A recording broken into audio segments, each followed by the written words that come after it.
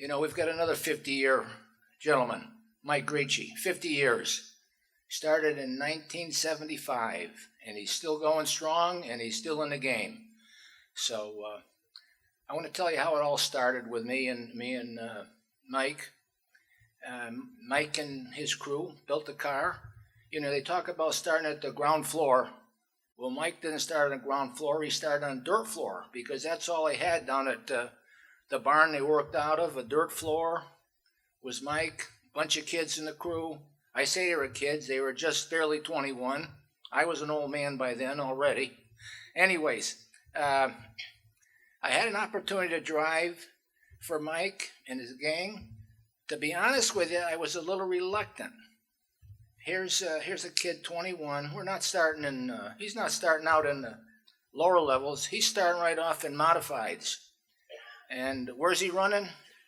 Running with the best everywhere. It's Malta, Thompson, Stafford, Riverside.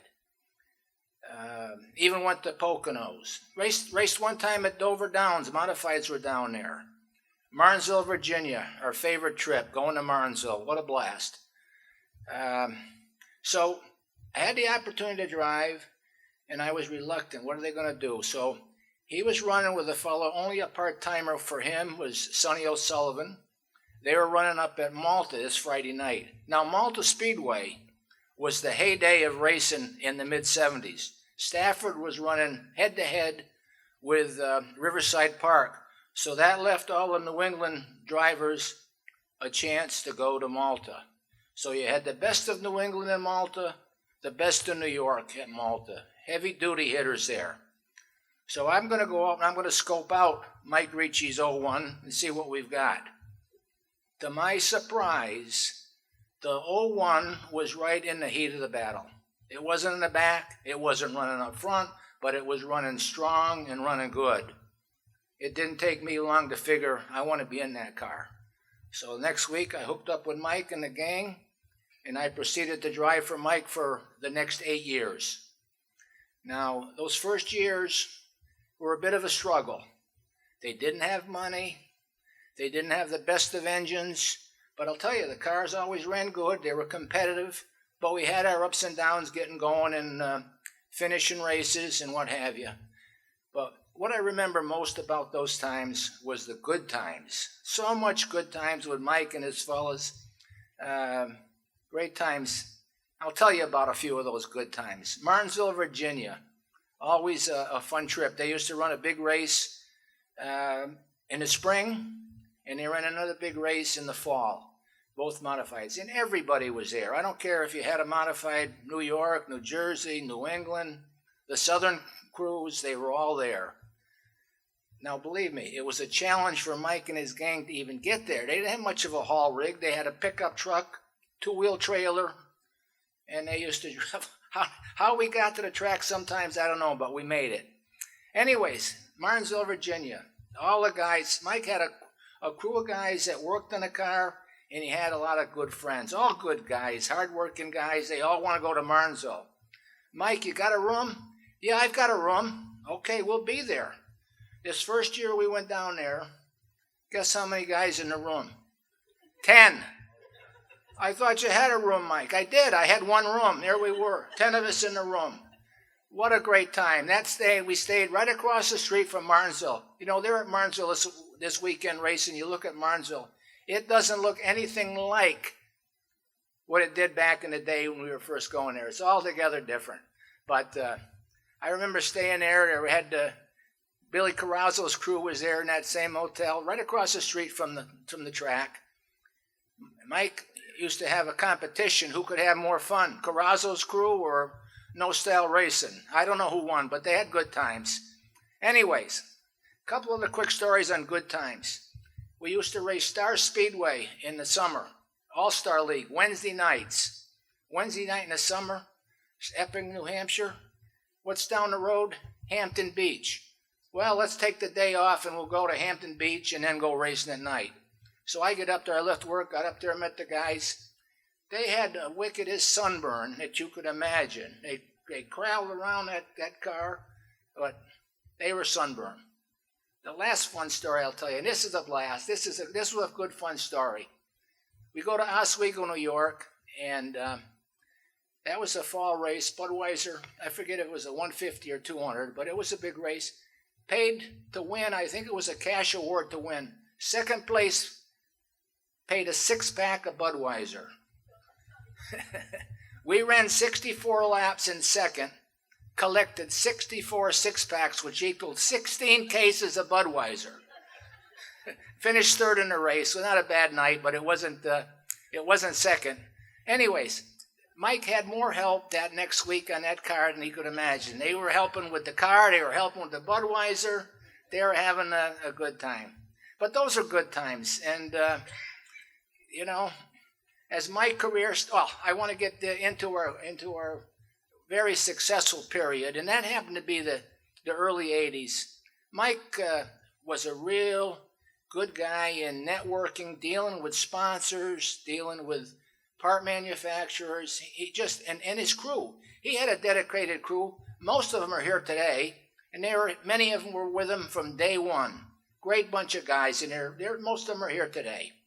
So 1980 rolls around. Mike's got pretty good sponsorship. He's got a Troyer car, a Hutter motor, beautiful haul rig. His body man, Ray Bear, painted all his cars. They were just beautiful. And off we were to the races. Well, that year, 81 was a very successful year. We had 8 wins and very successful. Stafford, Thompson, Riverside Park, the big race of my career. And at the time, it was Mike's biggest. Of course, he's gone on to a lot bigger and better things since that Thompson 300. But I want to tell you about that 300. This was Mike Greci. He had a plan. His plan was hard tires. We didn't qualify the greatest. At that 300 back then, close to 100 cars. And I think we qualified high teens out of 50. They'd start 50. His plan was not to change tires. Back then, you could take any tire you wanted, any compound. It was pretty much up. A lot of guys chose the soft tires. Mike went with the hard tires. We didn't change tires that race. With 25 to go, Bodine was leading, and his right rear was just all but on threads. And Mike's car motored by, and that was a big win for Mike and the gang, and certainly for me. But as my career started to wind down, Mike had bigger and better things on his mind, and he did. He kept progressing, looking for something better, getting better, and finally that came about in 1990. He formed a team with his brother, Harry Greci. You had H&H. Now you may wonder, H is for Harry, but I don't know if you knew what the other H is for. It wasn't Mike, it was Horsey. They all knew him by Horsey. Matter of fact, today they still know him up here in New England as Horsey. So that was a great start for his Bush North tour. Started off, got connected with Mike McLaughlin, Magic Shoes. Also, he brought on board Greg Zipadelli, Zippy. We all know where Zippy went and where he is today. Mike, of course, raced. They raced Bush North, won some races. Mike used that. He was great on long races. His strategy, it worked for me. It worked for his other drivers, and they had a good couple 3 years. Went along, and finally his big success came, and that was with Mike Stefanik. Mike Stefanik bought Burnham Boilers as a sponsor. Ray Bear still painting the cars beautiful as always, the full deal, and they went racing. They ended up with 2 championships, Bush North championships. I think it was 97 and 8 or 8 and 9. I'm not sure, but he got 2 in a row. Bush championships. That was along with Mike Stefanik's 8 championships in a modified. I love the picture of Mike when he see his hands. He's got 10 championship rings on his fingers. 2 of those are from Mike Greci and the Bush car. 10 championships, all with the rings. But those were great years. But as Mike's friends moved south, I think the chance of the big money down there or bigger money at the time, was down south. In 1999, he followed Zipadelli down. Mike Mike McLaughlin was down there, and so many people from the Northeast were going south and making a living of it. And Mike went down there. He got hooked in with Andy Santerre. Andy got hurt right off the bat, broken leg, and set him back. And they ran a team with different drivers. Andy got healed up, finally came back.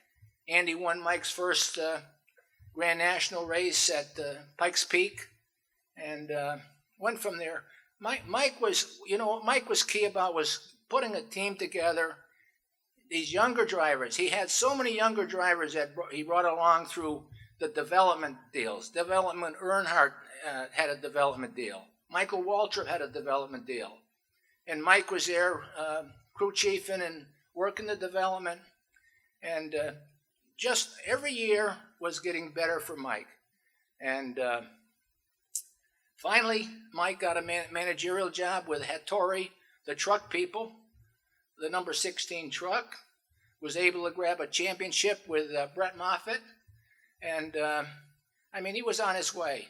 And about Mike, I love about Mike, Mike didn't jump in front of the camera.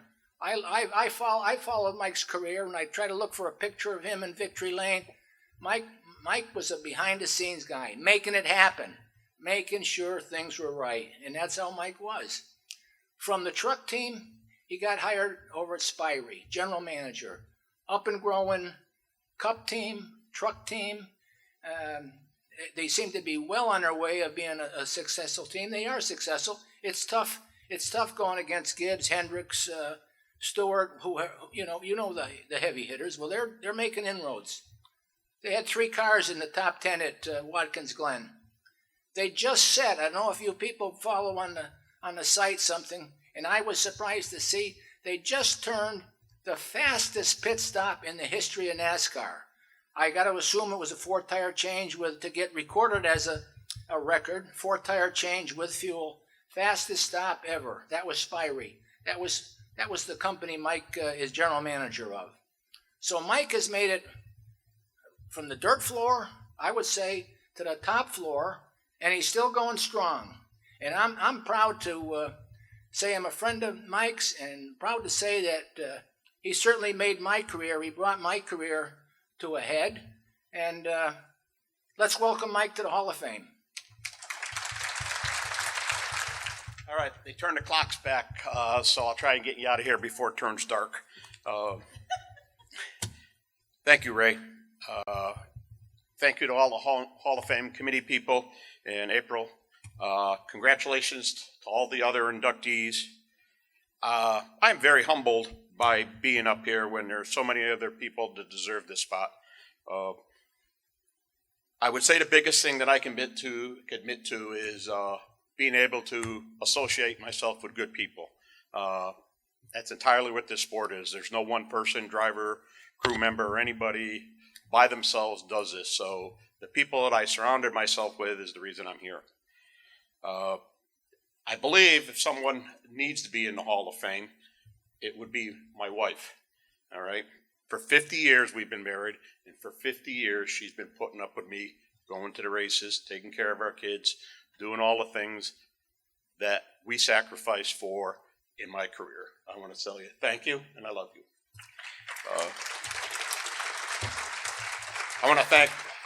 My daughter can't be here, and my son can't be here. They're both different parts of the country, but they're a big part of our racing career. As I went through, we took them to all the races. My daughter has 2 daughters, Harper and Haley, and my son has 2 boys along with his wife Jamie, which is McCoy and Wesson. And if you know what a 5-year-old and a 7-year-old boy is like, it's pretty crazy and it's pretty fun. Ray started on the deal, and I'm not going to take a lot of time to go through all this stuff and double it up. And we started building them cars in 1973, and it was an old barn where cows actually pooped and peed and everything else in a dirt floor. So when we took that first one, it was 3 guys knew nothing about racing: Steve Ludorf, Paul Bennett, and myself. We just thought, hey, we don't know anything about racing. We don't have any money, and Dick Armstrong program is pretty good, and that was that was his own program there with New Style Racing, and we said, let's just call ourselves No Style Racing, and that's pretty much where we were.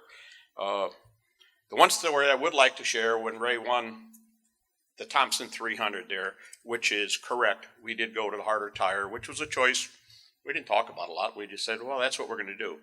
The funny thing about it is when you race Thompson, it's always usually a 2 or 3 day deal. So we decided Saturday night after our day of being at the racetrack, we'll party. Thompson Clubhouse is awesome to party at, if anybody's been there, and they realize that. So we partied probably a little too much, and 4 or 5 of us slept out on the putting green.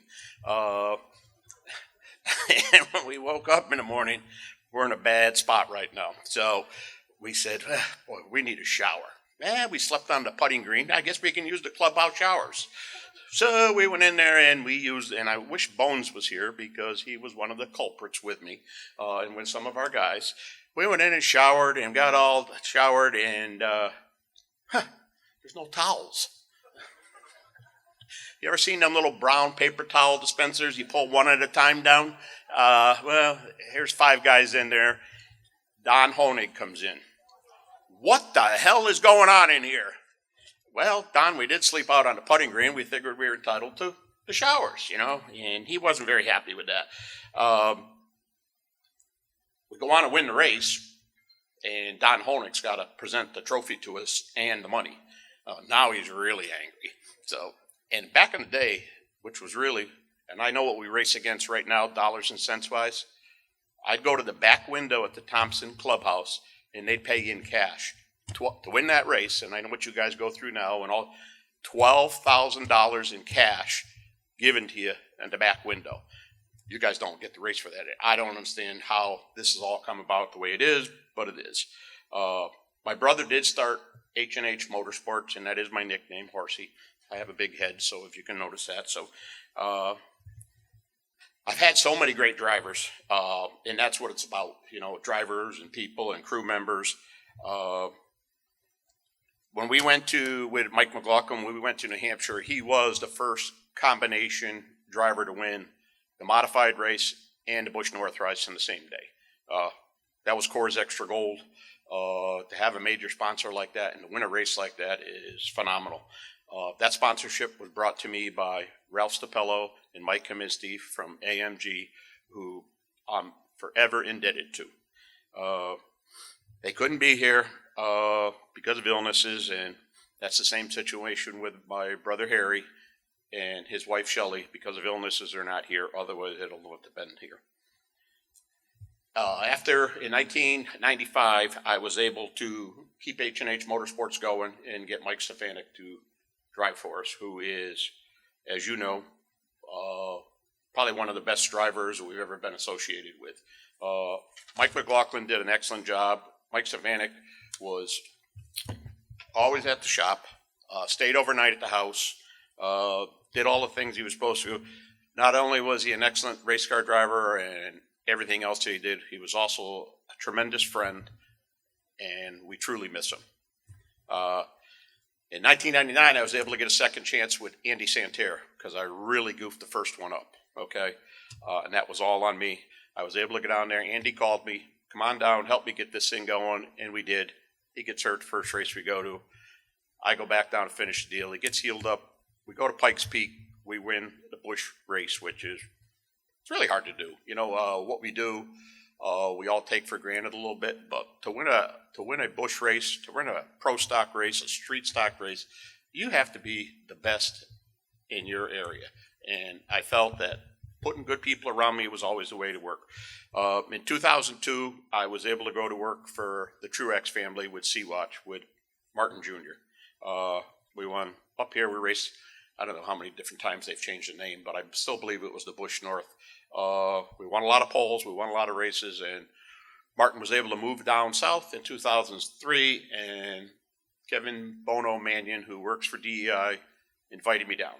I says, yeah, absolutely. Why wouldn't I?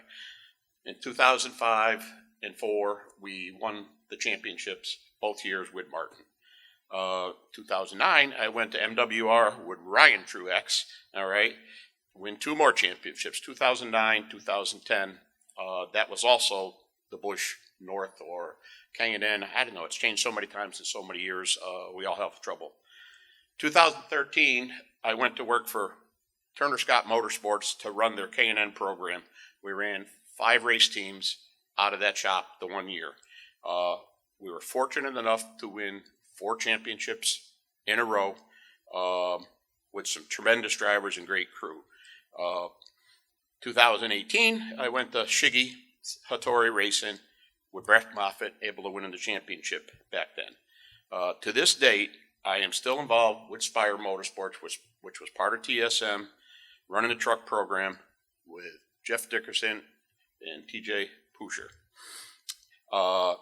At this time, I would like to thank the great sponsors and everyone involved in my achievements, which would not be possible without their support. This goes back a little ways. America Engineering, Ed Broder, Coors Extra Gold, my friends at AMG, Burnham Boilers, Sea-Watch, the Truax family, Michael Waltrip Racing and Michael Waltrip, Chevrolet, TRD, Sunoco Race Fuels with John Holland and Mike Joy. It doesn't get real easy to do the things that we've done, but I've always had great. Ray Miller, Reggie Ruggiero, Mike McLaughlin, still my best buddy. Every day he'll call and aggravate me, which is NASCAR Hall of Fame, Mike Stefanik, Andy Santerre, Martin Truex Jr. I had 4 championships in a row with our K&N championships at TSM, which was Dylan Kwasniewski, William Byron, Justin Haley, Ben Rhodes, and also Brett Moffitt. For me to be able to get to work with the caliber of drivers, it's just, sometimes it's not fair. I said, if you look at the drivers that have moved up and where they're at right now, William Byron is, he's on top of his game. I'd like to acknowledge some special guests here today. Ted and Diane Pusher. Ted's always been there supporting the Busch North Series for probably a lot of you people. He never sponsored any car we ran, but motivated me always to want to beat his program. Sorry, Ted, but that's what you did to me. TJ Pusher and Kim. TJ's always been there for me, good, bad, indifferent. You are the true definition of a friend. Thank you. Julie Savanek, what can I say? Whether spotting, a sponsor with Casella Speed, or just great family friend, you and Michael played an important role in why I'm up here today, and thank you, and enjoy them grandchildren. Roger Orsi, you were always there whenever I needed some help. Believe me, when you ran your own race team and sometimes you ran out of money, there's a guy, anybody needs any money, here's a guy that's got it right there. He's really easy too. You just be nice to him and he's good. Some of my friends that are no longer here with me, but also influenced my career, is Harry Scott and Brian Goey. They're no longer with us. I miss them, but they were a tremendous influence on my life and my career. I have all our guys sitting here. They're sitting here. There's 4 or 5 at that table, 4 or 5 at that. Without these guys that came and did all the hard work and fun things and got us in a lot of trouble, we wouldn't be doing it. I'd like to thank some of the guys that aren't here: Greg Zippodelli, Scott Zippodelli, Rick Kennedy, Danny Rosato, Rich Burdoff, Ryan McLeod, and Dustin Onenfrack. I looking around this room, there's someone or something that I might be forgetting, so I'm going to use this as an excuse. The older we get, our memory is just one of the things that gets shorter, okay? With closing on this, and Life's So Lucky, let's take a minute to think about how the people in the North Carolina Western Mountains are suffering, the people in Florida. I am very fortunate in my life, but I think about all the people that don't have it as good as I have it. So I would say if someplace we can say a prayer for some people that aren't as fortunate. I have one other thing. The NASCAR Craftsman Truck Series is coming back to race at Lime Rock Park. All right. I've pushed for this to get our national series back to Lime Rock, back in New England. They're going back to New Hampshire also. All I would ask is, since we're all here from New England, basically, that maybe we support that, because having the ARCA series back there for a race and having the truck series, putting some national series racetrack back in New England is going to be very good. And the trucks have never raced at Lime Rock. To go and race at Lime Rock is going to be unique, to say it. It's a narrower road course, but it's going to be fun. I have nothing else, and I wanted to say thank you to everybody, and God bless. And obviously the holidays are coming. Enjoy. Thank you.